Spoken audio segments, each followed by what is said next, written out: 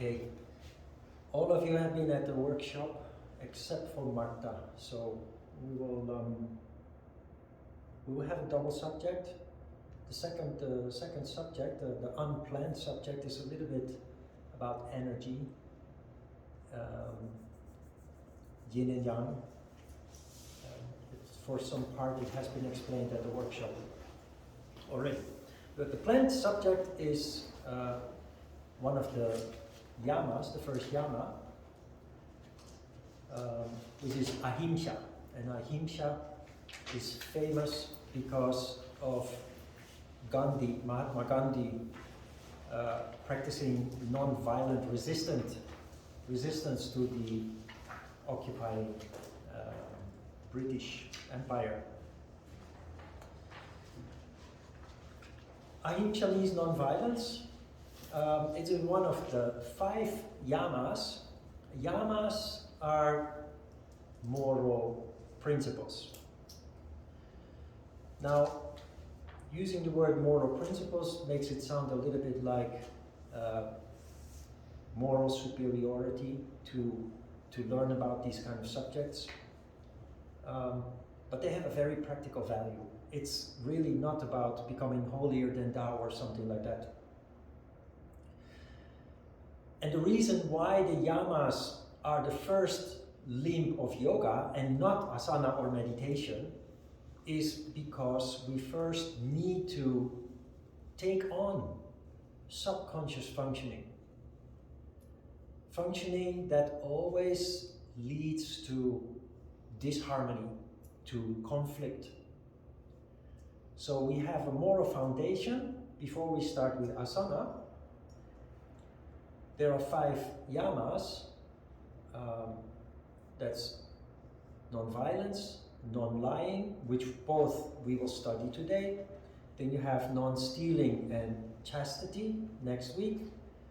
And then the week after, we conclude the yamas with non-desire. And then we have 5 niyamas, which are more proactive approach. We will come to that. Proactive because the yamas are kind of defensive in nature. It means that you refuse to go along with certain conditioned or instinctive subconscious behavior. The most important of those is the practice of non-violence. Violence, when we hear the word violence, we think about physical violence, fist fight, beating each other. But there are many subtle forms of violence that we generally do not consider to be violence, or that we do not recognize as a form of violence. And in yoga, that basically goes very deep up onto the most subtle forms of violence.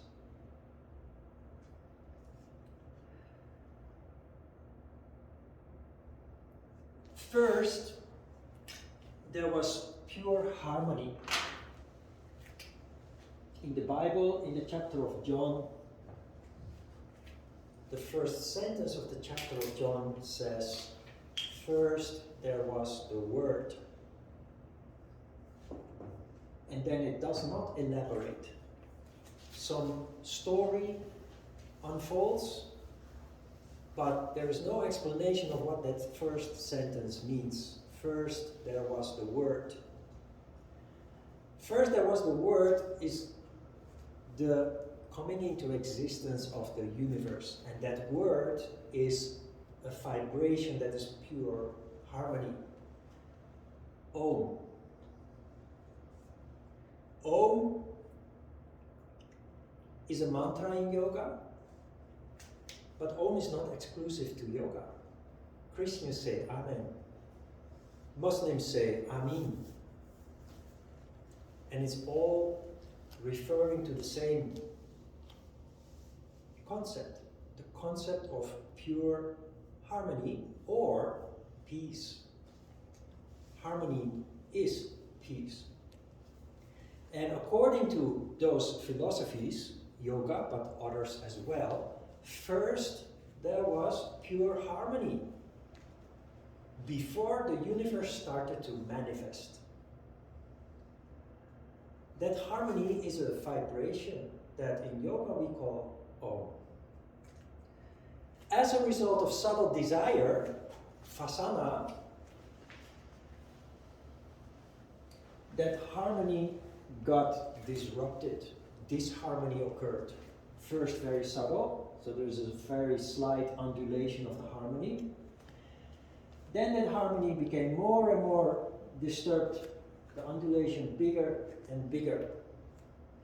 It is the fall from paradise that is described here from a yoga point of view.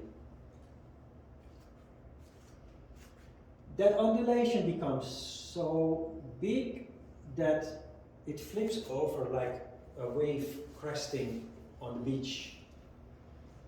And this is where energy manifested into matter.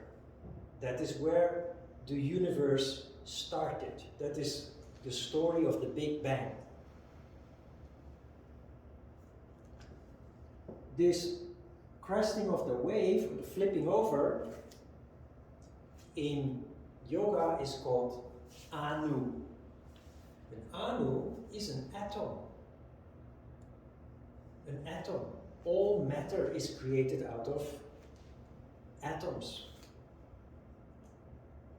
So in the Bible, this story is described as Adam and Eve being in paradise. Paradise is harmony, total harmony. Adam and Eve are not a man and a woman who do naughty things behind a tree. It's Shiva and Shakti energy, plus and minus, symbolically reflected as a man and a woman. So yin and yang energy, Shiva and Shakti energy, Adam and Eve, plus and minus, feminine and masculine, light and dark, it's all the same. The sin that they committed that led to the fall from paradise, that is the vasana, the subtle desire. We call that a subtle desire, a vasana, that led to the disruption of the harmony. As a result of the energy, everything was energy first, a vibration. That energy being disturbed, becoming disharmonious, leads to a contraction of energy, condensation. When energy condenses, it becomes gas. If that condensation continues, gas becomes liquid. And when that then continues further to condense, it becomes solid matter. Your body, the physical body, is the product of that condensation. It is basically the end product of that condensation process. In short, the practice of yoga is the way back up. The way back up to where? To harmony. That sounds philosophical, that sounds maybe like a fairy tale or fantastic, but in practical terms, what this does is it brings you back to the spirit, it brings you back to the crown chakra, which I explained at the workshop is the location of the most wonderful characteristics that people can possess. Most people do not manifest those characteristics because the energy is not there. This process explains why. Our physical body is the end product of that condensation. Energy is not there to fuel those wonderful characteristics in the crown chakra because all that energy is at the bottom. In practical terms, energy at the bottom means also that our lives are being ruled by lower emotions and desires, naturally. It's a little bit difficult to explain that all in once, but when we study the chakras, it will all become clear. Next week we will have a little look at the chakra. Every time we will learn a little bit more. But human beings have levels of consciousness. Lower levels of consciousness is where there's not only the lower emotions and desires, but also our instincts, instinct to survive.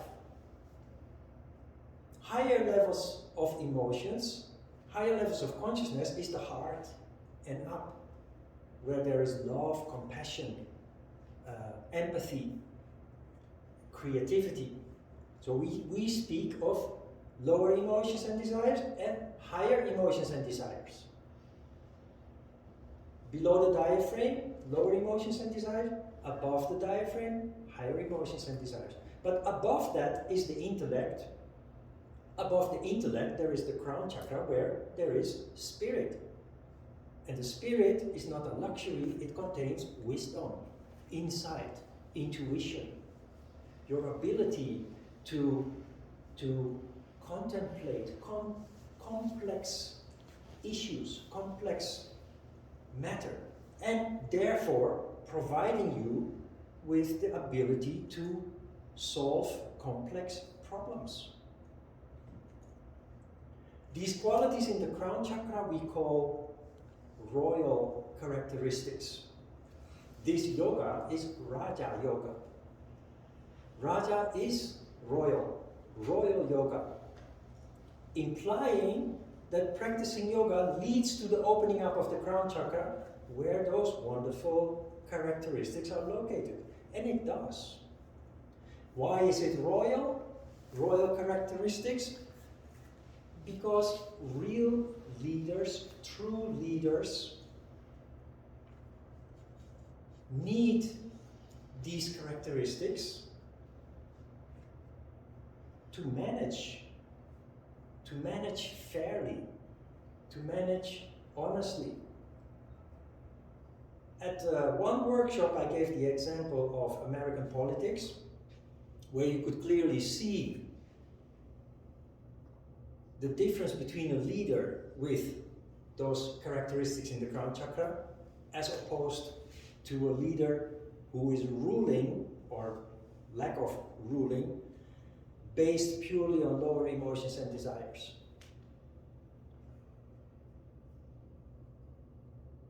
Practicing yoga, royal yoga, Raja yoga, leads to the manifestation of those royal characteristics, which leads you to become a natural leader.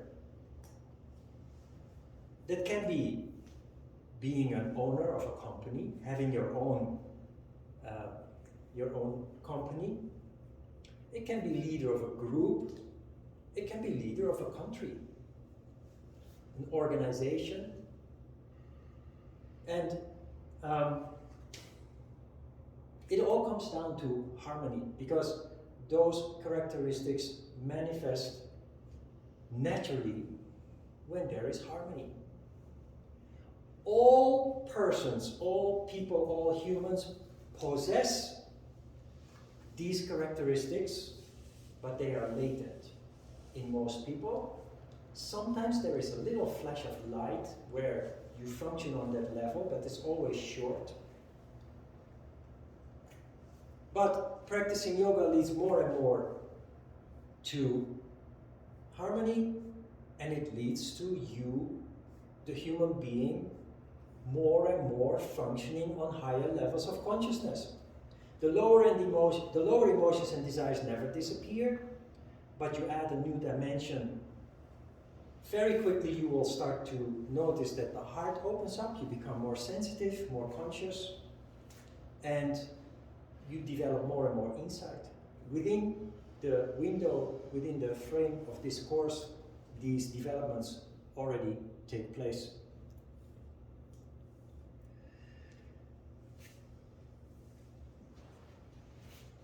Non-violence requires, first of all, that we become aware of violence not only around us, but more importantly within us. We have a tendency to be harsh in our internal conversation. We don't express it openly, but we have a tendency to grumble, to curse in silence, in our mind. And we not only do that to other people, we do that even worse to ourselves. We generally are our own worst enemy. Most people are not aware of that, but at the same time, while not being aware of that, most people are very skillful at destroying their own self-worth by this internal conversation. So the first and foremost thing we need to do in light of the practice of non-violence is to become our own best friend. Start showing some compassion to your shortcomings, because nobody is perfect, including ourselves.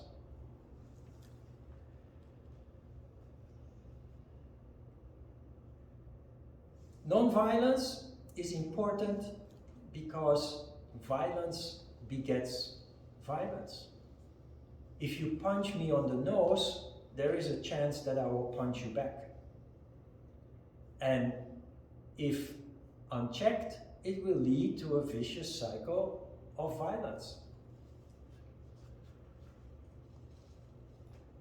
Punching somebody on the nose is of course the most obvious form of violence, but when you speak harsh words, it also invites a counter reaction from the environment. People who pick up on the harsh words that you speak, they will react in kind, instinctively, naturally. And do not forget that you can act in a very civilized way on the surface by not punching people on the nose. That is generally not what we do anymore after thousands of years of civilizing. Generally, we do not punch people on the nose anymore. Harsh words are still heard, but even that you can control.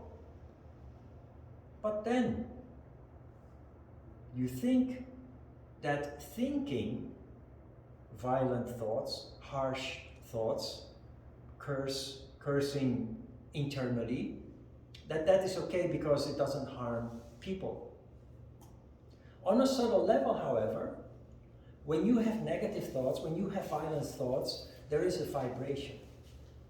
And people in your environment pick up on that vibration and will, again, just like with verbal violence and physical violence, they will react in kind. So our first task is not to become totally non-violent. That is not possible. First and foremost, become aware of it.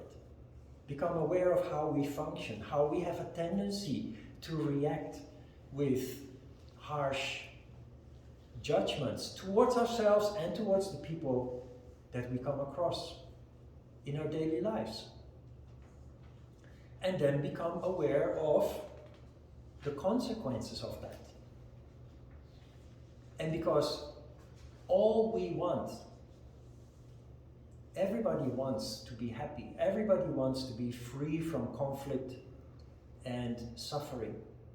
You will just very naturally start paying attention to how you manifest yourself, knowing the consequences. So this is only possible based on awareness. We have to start becoming aware. It starts with discussing the subject. The next step is that we reflect in meditation. When you close your eyes in silence, you naturally start to reflect on those things. You don't even have to do effort for that. It's a natural process. We call these principles, therefore, universal laws or natural laws. Because any person developing consciousness naturally feels like following these principles because it leads to more happiness, well-being, harmony, avoiding conflict in life. It's all possible. It's easier than we think. Many people living life with the idea that conflict and misery and suffering, that's just part of life. You just have to accept it.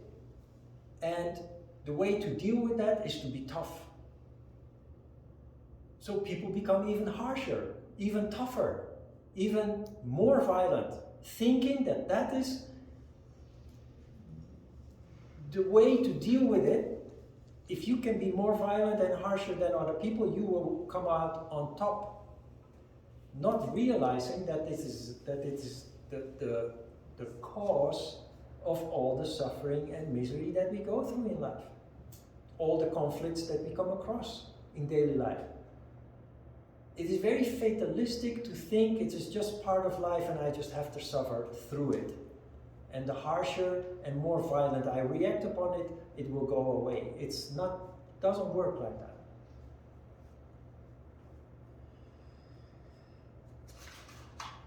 So, Ahimsa, non-violence, starts with consciousness, acknowledgement of the violence in life, internally, externally, and then our determination to refuse to go along with that, which requires not only awareness, but control, discipline.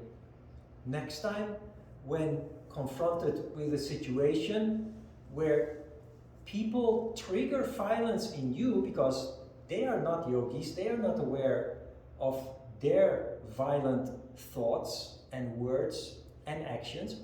Next time when you find yourself in a situation where people trigger that in you, you refuse to go along with that.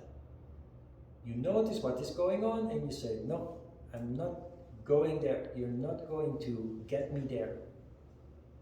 So it's a matter of consciousness, but then a matter of control, discipline, to not have that instinct triggered in us.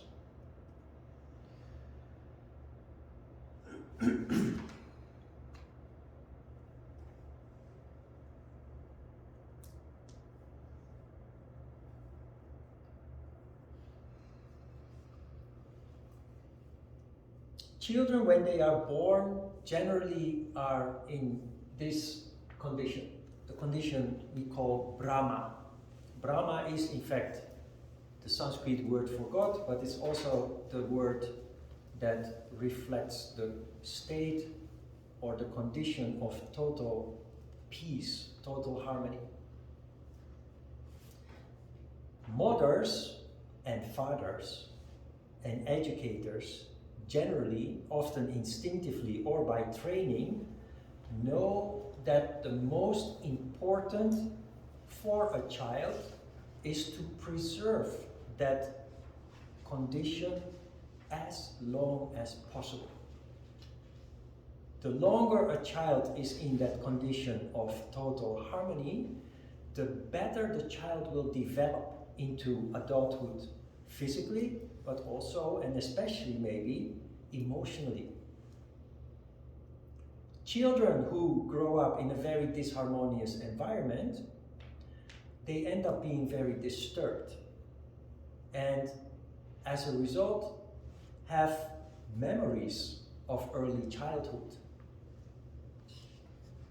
and later in life are incapable of social relationships. They are emotionally lacking or immature and are not capable of maintaining or establishing or maintaining emotionally mature relationships. Children, however, that grow up in a very stable, harmonious environment, surrounded by not only love, but strict routine, daily routine, they have no memory going back to early childhood. Often their memory starts around the age of 7 or 8, which is explained in the chakras when we study them. So memory actually starts when there is disruption.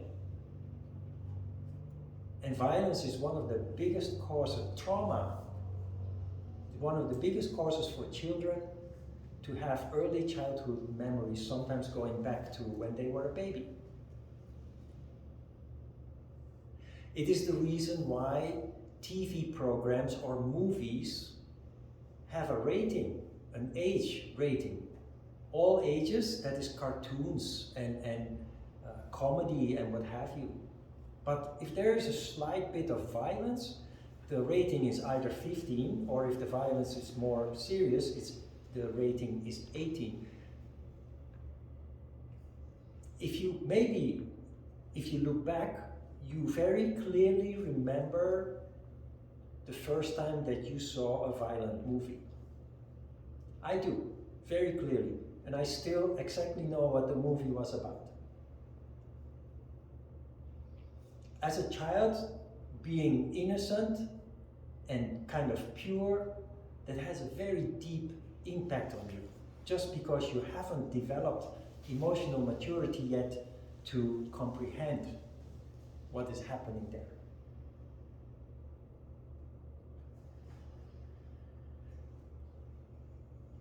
The interesting idea behind this, or coming out of this, is that people who have traumas from early childhood, who grow up being dysfunctional, can, through the practice of yoga, heal the trauma and actually become functioning, properly functioning, well-functioning adults.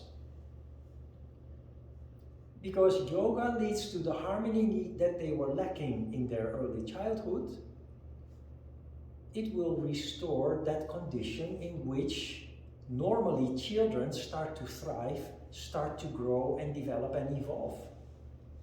You can make up for that if you create the right condition, the right circumstances. And traditional yoga, done correctly, does exactly that. That is why yoga often is called healing. It truly does heal, physically, but especially also mentally, spiritually.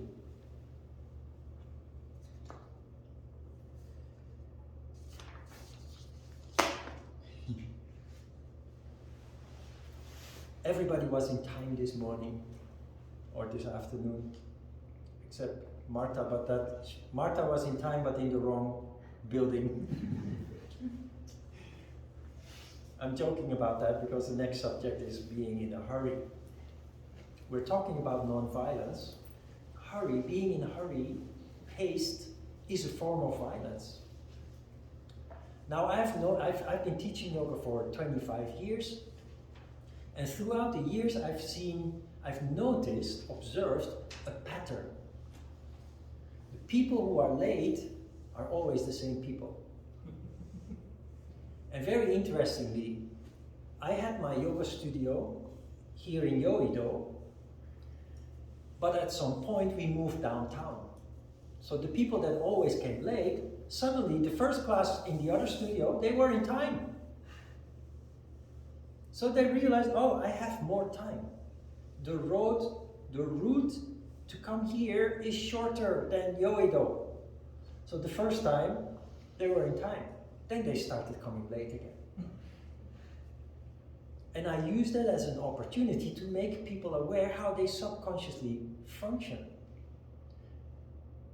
Because we're all human, you can easily see how that works. People who are notoriously late, they are late because they leave. They are always calculating, oh, I have 5 more minutes. No, you don't. But then you find yourself on your way, and you look at the clock and, oh my God, I'm going to be late again. What this does with you is it creates disharmony. It makes you restless. And as a yogi, you will find it more and more important that whatever you do and wherever you go, you want to be at ease. For me, this means I'm always early. If I have an appointment, if I have to be somewhere at a certain time, I'm always early. This does several interesting things. First of all, you can go on your way at a leisurely pace. You don't have to run, you don't have to worry. When you're late, the people that you are about to meet, you start with a negative energy there, because people prepare for you to arrive at a certain time, and if you're not there, well, I don't know how you function, but I'm not happy with that. So you already start on the wrong foot when arriving late with those people that you are to meet. So you don't have to run, you don't have to worry, but there's another interesting thing. When you're early, you can soak up the environment. When I have an appointment and I have to be somewhere, I arrive early, I look around a little bit. Maybe have a cup of tea or a cup of coffee. Just look around a little bit, feel the atmosphere. And when you then meet the person you're supposed to meet, you're completely at ease with yourself, with the situation, with the person that you're going to meet. It makes such a big difference. That is why we try to avoid being late. But again, it's a matter of consciousness. How does it work? Why am I always late? That's this little man with a hammer inside your head that says, you have more time. You don't have to leave so early. Why would you leave early anyway? There's a subconscious voice inside you that leads to that. Become aware of it, leave a little bit earlier, and just see the huge difference that it makes.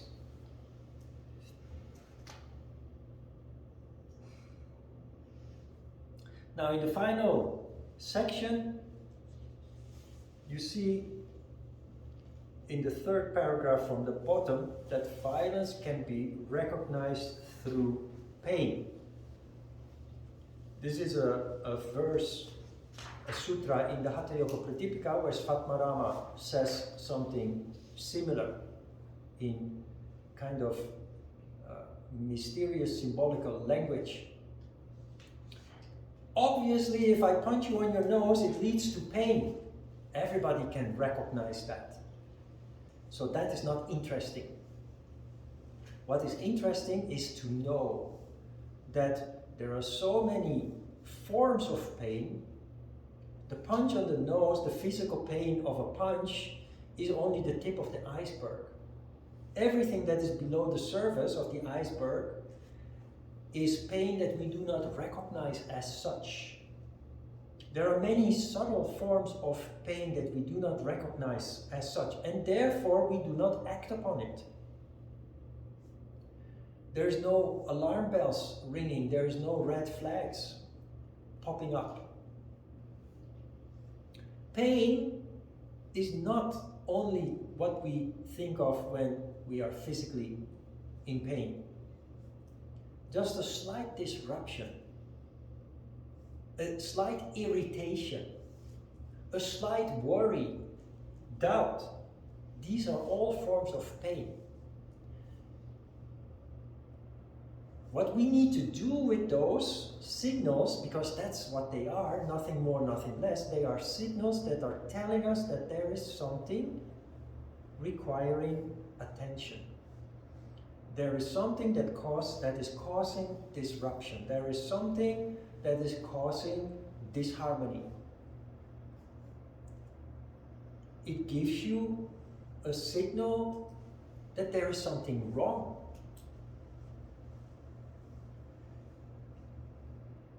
In subconscious life, which is the majority of the people living like that, we ignore all those subtle signals and we just deal with all the obstacles and conflicts as they come along, thinking that that is what life is about.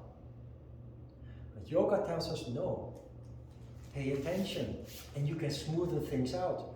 Better, you can avoid a lot of the conflicts and obstacles if you pay attention to the signals, because the signals always precede the actual manifestation of the event.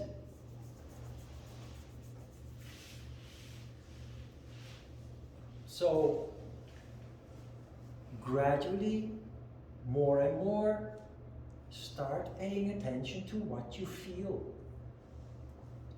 You feel a little bit off, try to figure out why. What is causing that? disruption? What is causing that slight worry or doubt or fear or irritation or resistance? We are so used to this on a daily basis that we don't see it.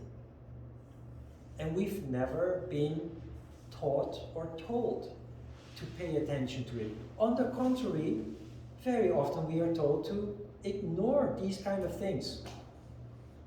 We are told to be too sensitive or too emotional or nitpicking when we actually start paying attention to the details of life surrounding us.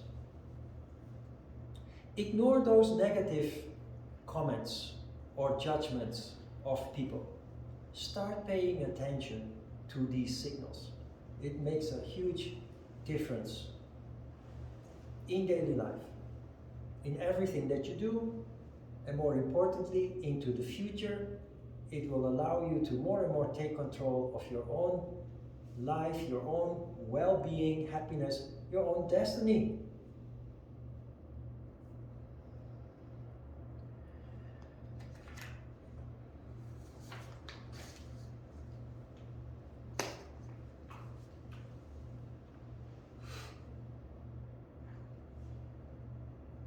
Questions about non-violence?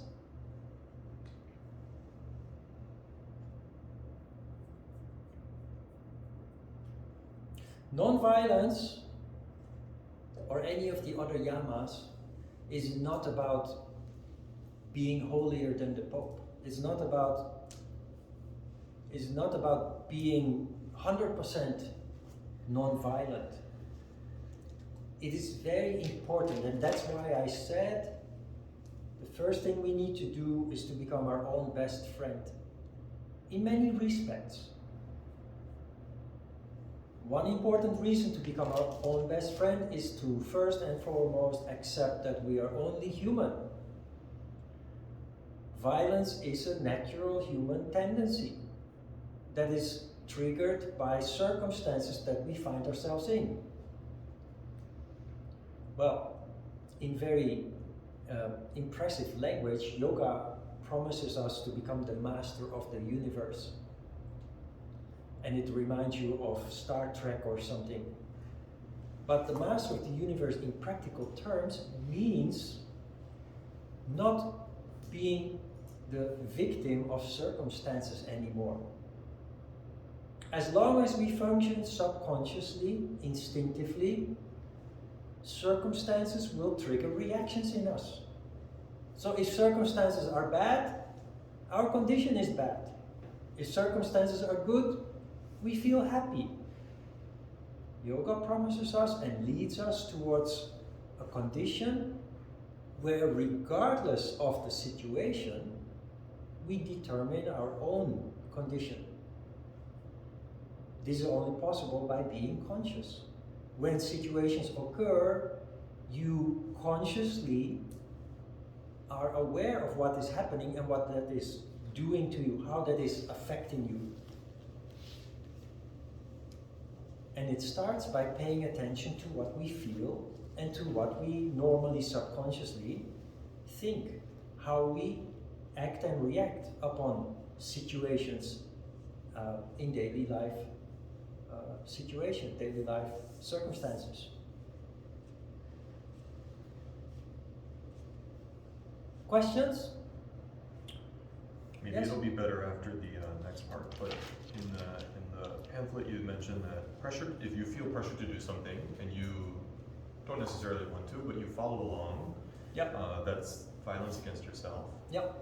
So how do you navigate the world when there's lots of things you don't want to do, but you need to balance that with other people around you? And like there's sometimes some expectations of you or things that keeps, society moving. Yeah, there are categories in that sense. Mm-hmm. There are duties and responsibilities that we don't always like, but we cannot forsake, we cannot ignore.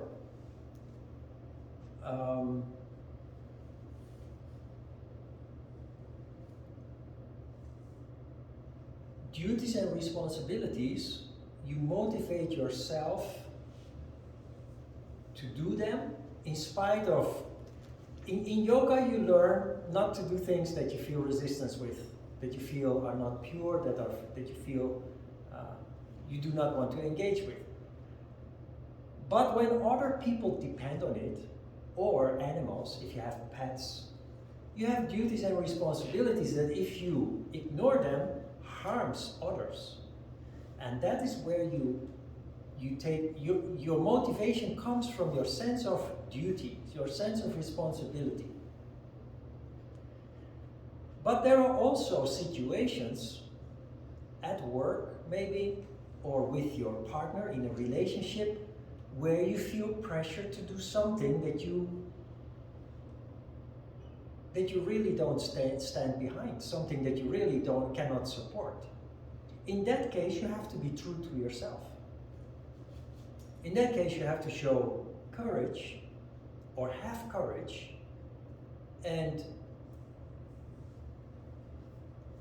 diplomacy. It requires diplomacy as well. You don't want to create a conflict in order to care for yourself. But you have to stay true to yourself. This is the thing that we are looking at here with not just non-violence, but the whole science of yoga is there is an irony here. It is designed to make life more harmonious, more free from conflict, suffering, misery. But then again, all that consciousness, you have to do a lot of work. You have to stay alert. You have to pay attention much more than before. We have an expression, ignorance is bliss. Do you understand what that means? Ignorance is bliss. There is no bliss anymore when you become conscious. But it doesn't work like that. Ignorance is bliss only works for people who are ignorant. They are not bothered by the considerations that you have in your mind because you're more conscious and sensitive than the average human being. So ignorant people may think, your life is very burdened by all these considerations and you always have to be so careful. Look at me, I'm free, I'm happy. But they're not. Because what you see is a person who's never at ease, never happy really. And when there is happiness, it's superficial, that is easily lost again. There are just so many flaws about this expression that says ignorance is bliss. Because it only applies to those who are ignorant. So you will see that with the subjects that we discuss in the next couple of weeks, the yamas and the niyamas especially, the reason in the first place that we need these principles, or at least that they need to be brought to our attention, is because instinctively we always take shortcuts. Because on the short term, that seems to be the easiest way to deal with issues, every kind of issue in life. In the long term, however, it always circles back on us. It always comes back to haunt us. When we find easy ways out, we always overlook some elemental things that eventually come to bite us in the tail.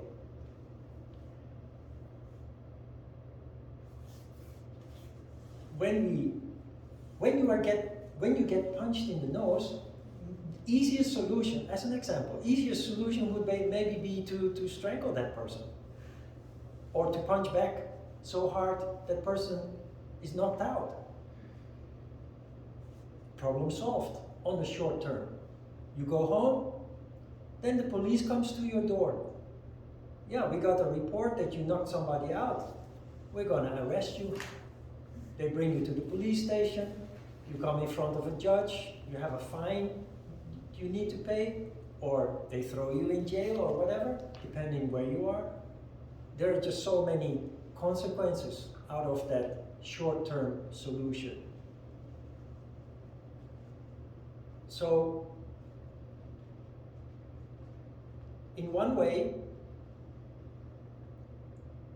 as an ignorant person, you think you solve a problem taking shortcuts, but you're dealing for days, weeks, months, sometimes years, or the rest of your life with the consequences of that. On the other hand, as a conscious person, a sentient human being, paying attention to everything that you feel and think and your surroundings and everything, it seems like it makes life hard, but in the end, you're the one that is free. Free from always having to clean up the mess behind you, because the short-term solutions always lead to messes that in the end need to be dealt with anyway. So you take control. It's the approach of the conscious person.